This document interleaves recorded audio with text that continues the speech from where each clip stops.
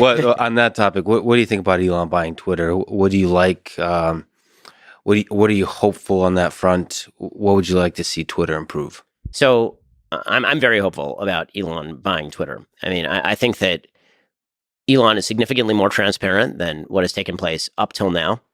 He seems committed to the idea that he's going to broaden the Overton window to allow for conversations that simply were banned before, everything ranging from efficacy of masks with regard to COVID to whether men can become women and all the rest. A lot of things that would get you banned on Twitter before without any sort of real explanation. It seems like he's dedicated to at least explaining what the standards are going to be and being broader in allowing a variety of perspectives on the outlet, which I think is wonderful.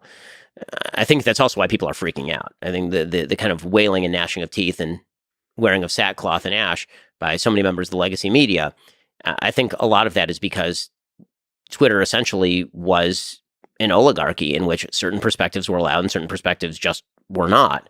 And that was part of a broader social media reimposed oligarchy in the aftermath of 2017. So in order to really understand, I think, what it means for Elon to take over Twitter, I think that we have to take a look at sort of the history of media in the United States in 2 minutes or less.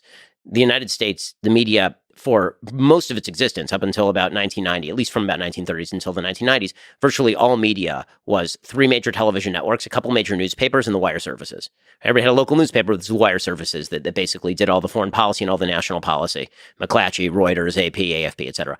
So that monopoly or oligopoly existed until the rise of the internet. There were sort of pokes at it and talk radio and Fox News, but there certainly was not this plethora of sources. Then the internet explodes, and all of a sudden you can get news everywhere. And the way that people are accessing that news is, you're, I believe, significantly younger than I am, but we used to do this thing called bookmarking, where you would bookmark a series of websites and then you would visit them every morning. And then social media came up. And this on AOL or what? Yeah, exactly. You had the dial up, and it was actually a can connected to a string, and you would actually it would go, and then there came a point where social media arose, and social media was sort of a boon for everybody because you no longer had to bookmark anything. You just followed your favorite accounts, and all of them would pop up, and you followed everything on Facebook, and it would all pop up, and it was all centralized. And for a while, everybody was super happy because this was the brand new wave of the future. It made everything super easy. Suddenly, outlets like mine were able to see new eyeballs because it was all centralized in one place, right? You didn't have to do it through Google optimization. You could now just put it on Facebook, and so many eyeballs were on Facebook, you'd get more traffic. And everybody seemed pretty happy with this arrangement until precisely the moment Donald Trump became president. At that point, then the sort of pre-existing supposition of a lot of the powers that be, which was Democrats are going to continue winning from here on out, so we can sort of use these social media platforms as ways to push our information and still allow for there to be other information out there.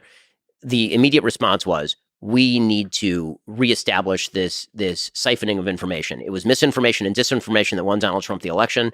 We need to pressure the social media companies to start cracking down on misinformation and disinformation. And actually see this in the historical record. I mean, you can see how Jack Dorsey's talk about free speech shifted from about 2015 to about 2018. You can see Mark Zuckerberg gave a speech at Georgetown in 2018 in which he talked about free speech and its value. And by 2019, he was going in front of Congress talking about how he was responsible for the stuff that was on Facebook, which is not true. He's not responsible for the stuff on Facebook, right? It's a platform. Is AT&T responsible for the stuff you say on your phone? The answer is typically no. So when that happened, all of these, because all the eyeballs had now been centralized in these social media sites, they were able to suddenly control what you could see and what you could not see. And the most obvious example was obviously leading up to 2020, the election, the killing of the Hunter Biden story is a great example of this. And so Elon coming in and taking over one of the social media services and saying, I'm not playing by your rules, right? There's not going to be this sort of group of people in the halls of power who are going to decide what we can see and hear. Instead, I'm going to let 1,000 flowers bloom. There'll be limits, but it's going to be on a more case-by-case basis. We're going to allow perspectives that are mainstream, but maybe not mainstream in the halls of academia or in the halls of media.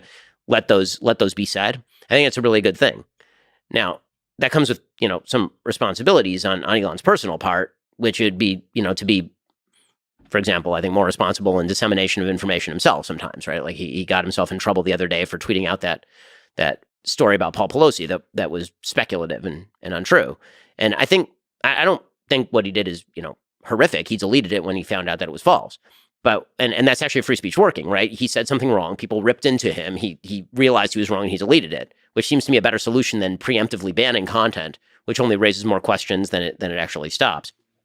With that said, as the face of responsible free speech, and that's sort of what he's pitching at Twitter, he, I think, should enact that himself and be a little more careful in the stuff that he tweets out.